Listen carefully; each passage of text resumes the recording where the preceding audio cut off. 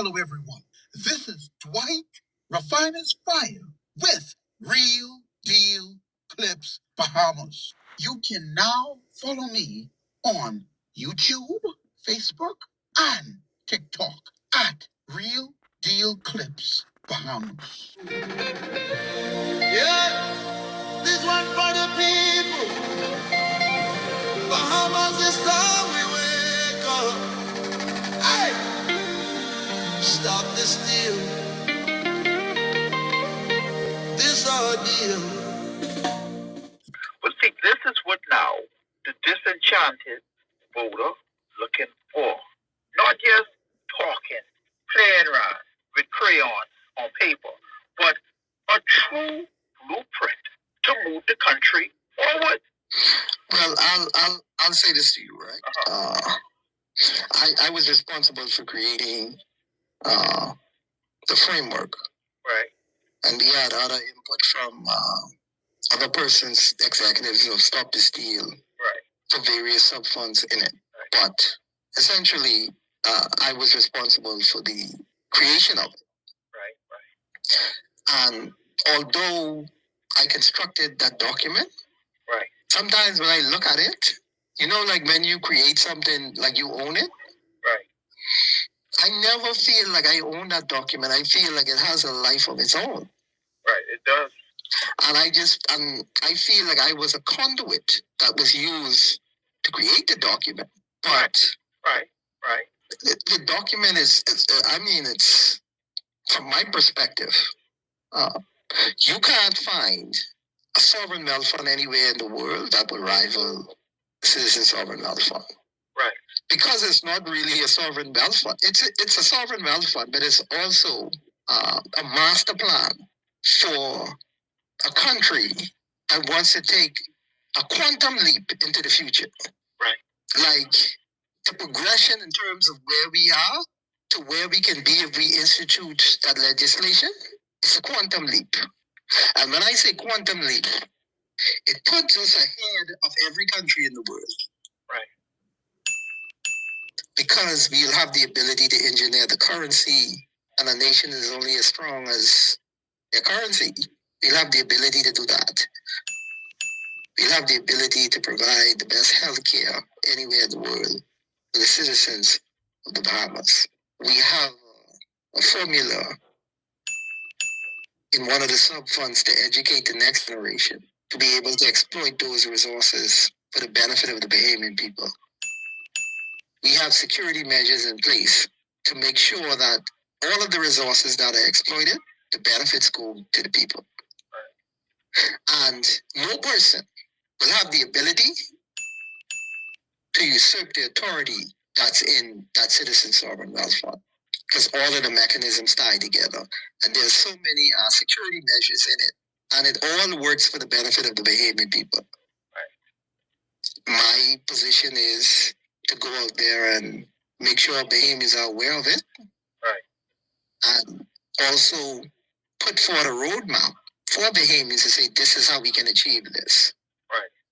That part of it will be predicated upon whether Bahamians buy into it, because it's all about them. They'll have to make the decision. Right. It's a quantum leap forward, and I do believe that other countries will follow us. Right. They will follow the design that we have, because that Citizen Sovereign Wealth Fund was uniquely designed for the Bahamas. Right. Of course, it could be adopted to other countries, but it was designed for where we are and what we are right now in the Bahamas. And it's designed to take us to the top of the world. Yeah, yeah. We will see how all of this evolves over time, but I do see a lot of the elements falling in place to make it happen. In terms of that voting bloc, they're standing firm in terms of not buying into the political process and not engaging these political parties. So they're standing firm. Right. So obviously, there's a spirit about these people, and there's an awakening that's been happening over the years. And now that group, that disenchanted voter, the true Bahamian, right, because they have the Bahamian spirit, right, and they want what's best for the country, they now have the numbers. So Everything is possible right now. Right. I totally agree with you. I believe that God's timing is always perfect. And God knew in this time and in this dispensation that we as Bahamians would need financial independence. We got the Constitution, but what we need right now to shift gears for every Bahamian citizen is the financial independence. I can remember over 20 years ago how expensive things was then. And right now, the average Bahamian can't even afford the basic necessities to even survive in paradise, a place where God put them to enjoy the surroundings and to enjoy the land. All because corrupt politicians, lying tongues. Because really, that's what's been going on. Well, while I agree with you on the issue of the corrupt politicians, right?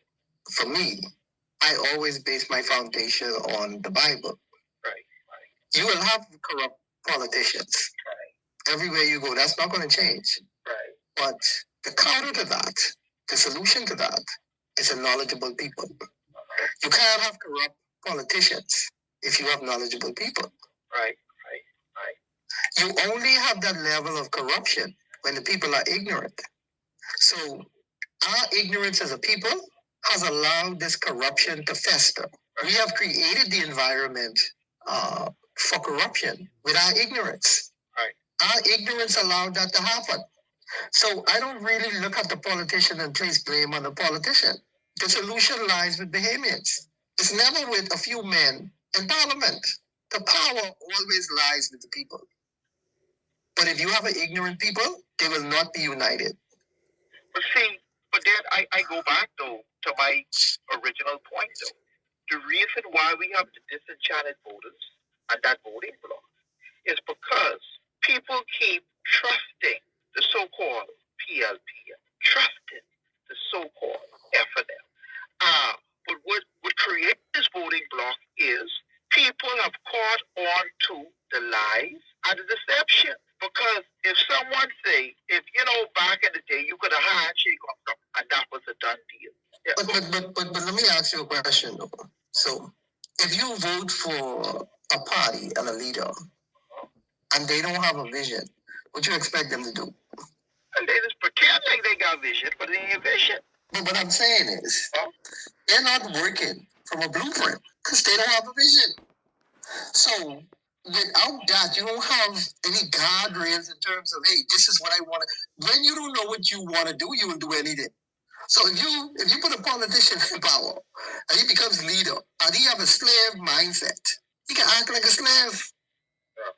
So the idea is never vote for personalities, vote for a vision. I agree.